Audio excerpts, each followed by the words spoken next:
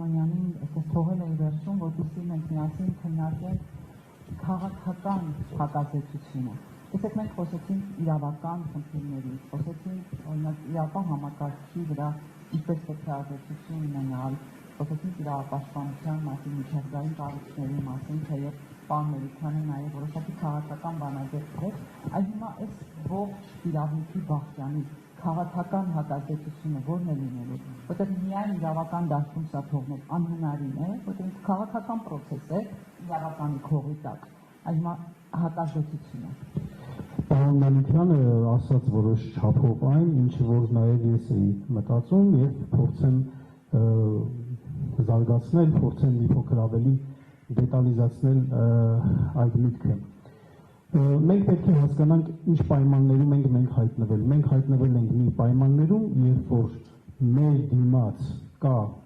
ուժեղ կազմակերպված իշխանություն, վարչախումբ, ինչքան էլ որ այդ ուժի հիմքը լեգիտիմ չէ։ Տիրապետում են իրավապահ համակարգին, տեղեկատվական ռեսուրսների շատ մեծ փողերի են տիրապետում, շատ աշխարհաքաղաքական կենտրոնների աջակցության են այդպես արժանանում եւ այլն, բայց շատ կարևոր հանգամանք է, որ իրենք ղեկավարվում են մեկ կետից, մեկ կենտրոնից, եւ իրենք երբ որ խոսում են, երբ որ հանրային հաղորդակցություն են վարում, դա անում են զալպը, համազարգային ձևով, մի կետից այդ բան։ Դիմացը կա ցավոք սրտի թույլ ընդդիմություն, թույլ ոչ թե նրա համար, որ այստեղ ուղեղներն են քիչ, այլ նրա համար, որ այստեղ խառնացրիվ անկազմակերպ վիճակ է, ցավոք սրտի։ Դրա պատճառների մեջ ես չեմ ուզում բնականաբար խորանալ, ինձ թվում է ամեն ինչ կամ մեծամասամբ հասկանալի է։ Եվ արդյունքում ինչ է ստացվում։ Արդյունքում ստացվում է հետևյալը, որ իշխանությունը ստեղծում է այս նույն ընդդիմության համար արհեստական խնդիրներ,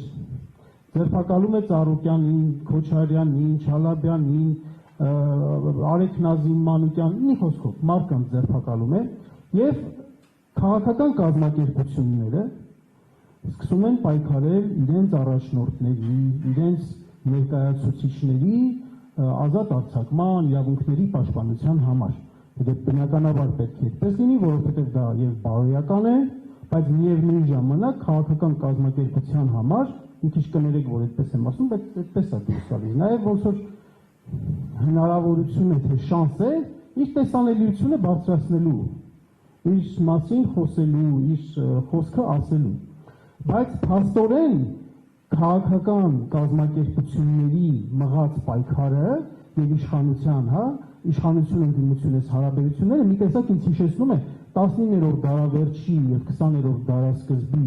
Արևմտյան Հայաստանում ազատագրական պայքարը, երբ որ կազմակերպված Օսմանյան բանակի դիմաց ցակ ու ցրիվ հայդուկային խմբեր էին գործում, ջոկատներ էին գործում, որոնց միջև անգամ շատ հարցերում այդպես տարաձայնություններ կային։ Եվ այսպիսով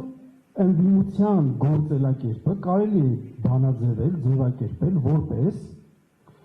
անհատական գործողությունների մարտավարություն։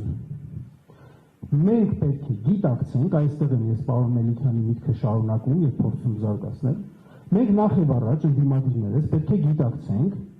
որ անհատական գործողությունների մարտավարությունից անհրաժեշտ է անցում կատարել միասնական, կոորդինացված, գործողությունների ռազմավարության։ Սա չի նշանակում բնավ միաձուլել կազմակերպությունները, չի նշանակում բնավ միավորել կազմակերպությունները, չի նշանակում դնել եւ բոլոր հարցերը միանգամից քննարկել, պաշտոնների հարցերը քննարկել, չգիտեմ,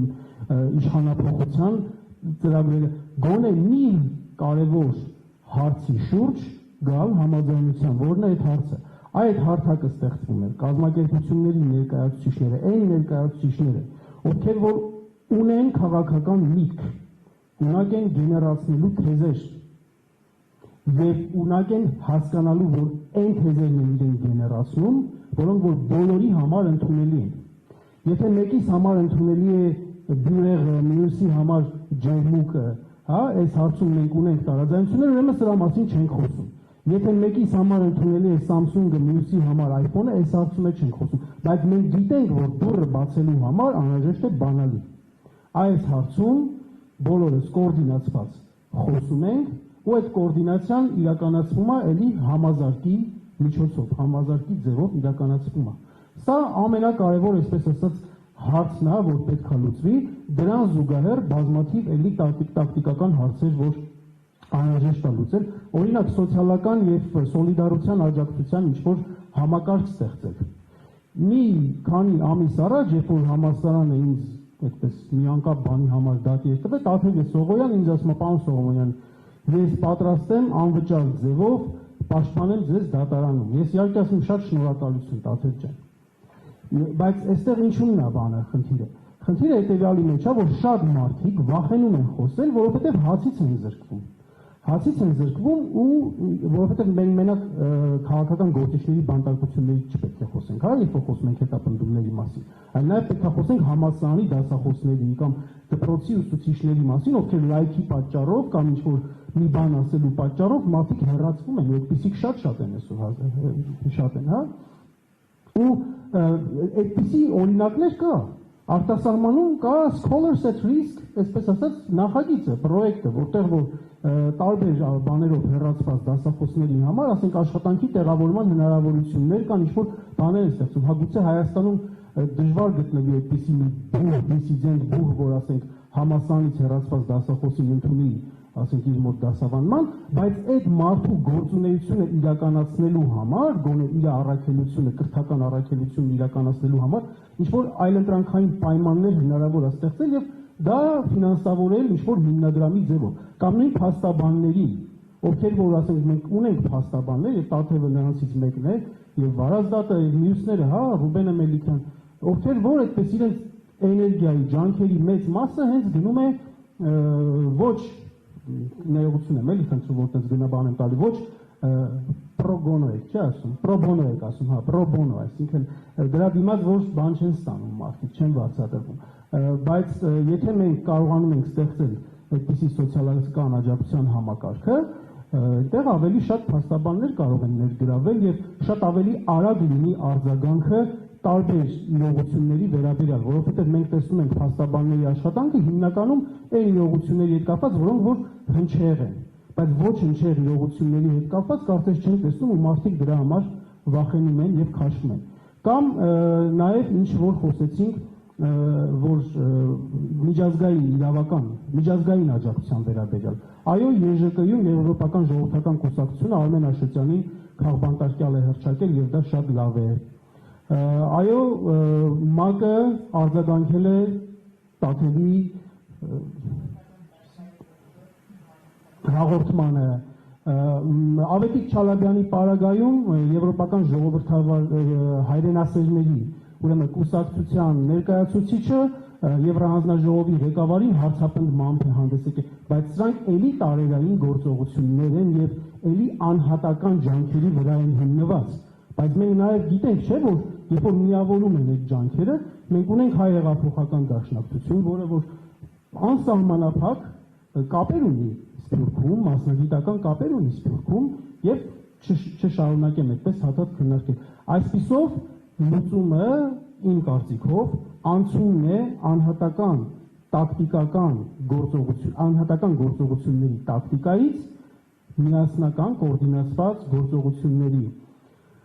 գործողությունների ռազմավարության այսքանը թերևս շնորհակալ եմ։ Շնորհակալություն սիրելի գործընկերներ, մենք այսպես քննարկման ընթացքում կարծես թե շատ ավելի ծավալվեցինք, քան նախատեսում էինք, բայց շատ շնորհակալ եմ, որովհետև այս ընթացքում շատ կարևոր դիտարկումներ հնչեցին եւ ես հիշում եմ պարոն Սողոմոնյանի մոտեցումը, որ քաղաքական լուծումը այո պետք է լինի համակարգված եւ աշխատանքը եւ այդ համակարգված աշխատանքի արդյունքում ճիշտ ճանապարհային քարտեզ ներկայացնել եւ այդ քարտեզի յուրաքանչյուր այսպես կետ յուրաքանչյուր քայլը իրականացնելը։ Ես կարծում եմ այս ընթացքում նաեւ յուրաքանչյուրի մոտ ամփոփելու ինչ-որ մտքեր առաջացան, ուստի պետք է խնդրեմ իքին գալստան։ Դրանից սկսելով շատ կարճ է, ամփոփելով գանք եւ քննարկումը դրանով երկրափակել։ Շնորհակալություն, շատ կարճ ձևակերպեմ, որտեղ ամբողջ ընթացքում ուղեղից մեջ յուրեղացնում է ինչ անել հարցը, որը պարոն Մելիքյանն էլ ասեց, ի վերջո մենք շարունակ ախտորոշում ենք եւ արձանագրում ենք կորուստների ընթացքը դեռևս անկասելի։ Ինձ համար մեծ կարծում եմ բոլորիս համար, որ այստեղ ենք եւ ոչ միայն այստեղ, մեծագույն խնդիրը ազգային եւ ինքնիշխան պետականության պահպանումն է։ Մենք տեսնում ենք, որ մենք ուղղակի կորուստի ճանապարհը բռնել մեր պետականությունը, որպես ազգային եւ ինքնիշխան պետություն։ Միգուցե ինչ-որ մի ձևաչափ կմնա, բայց այն չի լինի ազգային եւ չի լինի ինքնիշխան։ Ես ուզում եմ օգտագործել պարոն Մելիքյանի բառը, որը շատ սիրեցի, ապասիմետրիկ, ոչ սիմետրիկ համառության մոդելը, ոչ սիմետրիկ համառության մոդելը, որը բնականաբար պիտի ունենա քաղաքական դրջագույն բովանդակություն։ Ինչ անել, ինչպիսի երկիր անել եւ ինչպես անել։ Մյուսը շատ եմ կարևորում հանրային համոզումը։ Մենք այսքան խոսում ենք, այո, մեզանից ձայներ են գողանում, բռնության մտնոլորտ, վախի մտնոլորտ, երբ որ հայտարարում է, որ ով դեմն դուրս գա կբռնեն, երեք այդ հայտարարությունը եղավ, սա նշանակում է տոտալ կազմաքանդում պաշտպանվածության հանրային տարողը եւ այլն, բայց կարողանալ միևնույն այս դառնագույն իրականության մեջ հասնել հանրային համոզումի մի բարձր մակարդակի եւ երկրորդ կարևոր բանը, որ մենք բոլորս կարծում ենք մեկնակետի վրա ենք ներազգային ճակատ քաղաքական այս բովանդակության, քաղաքական ռազմավարական նպատակադրության պահել ազգային պետության ինքնիշխանությունը եւ իհարկե քաղաքական բովանդակությունը։ Ինձ համար այս ճանապարհային քարտեզը այնքան հստակ է, եւ թե խորհրդարանում եւ արտաքին խորհրդարանական խոսքով ընդդիմության դաշտում հանրային կոնսոլիդացիայի ճանապարհով ուղղակի նպատակը մեկն է՝ փրկել ազգային ինքնիշխան պետականությունը։ Իսկ այն ձեռագիրը, որով այսօր վարվում է պետությունը, դա 21-րդ դարում ոչ ժողովրդավարության, ոչ իրավական, ոչ սահմանադրականության հետ կապ չունի։ Խոսել հանրության հետ, ասիմետրիկ գործողություններով, խոսքով այդ համառությամբ, քաղաքական համառությամբ, եւ ես հավատում եմ, ուզում եմ թե Իվետայի եւ թե պարոն Մելիքյանի եւ բոլորիս քաղաքական եւ իրավական եւ քաղաքացիական լավատեսությունը եւ այդ ներուժը մենք ունենք։ Շնորհակալություն, շատ կարճ, այո, կարևորագույն առանցքային հարցերի շուրջ միասնական խոսույթի հարթակ եւ այնպիսի գործողություններ իրականացնելու հնարավորություն հարթակ, որոնք խնդիրներ կստեղծեն իշխանությունների համար, ինչպես որ իշխանություններն են մեզ համար միշտ ստեղծում խնդիրներ եւ մենք միշտ թաղված ենք մնում իրենց օրակարգի մեջ։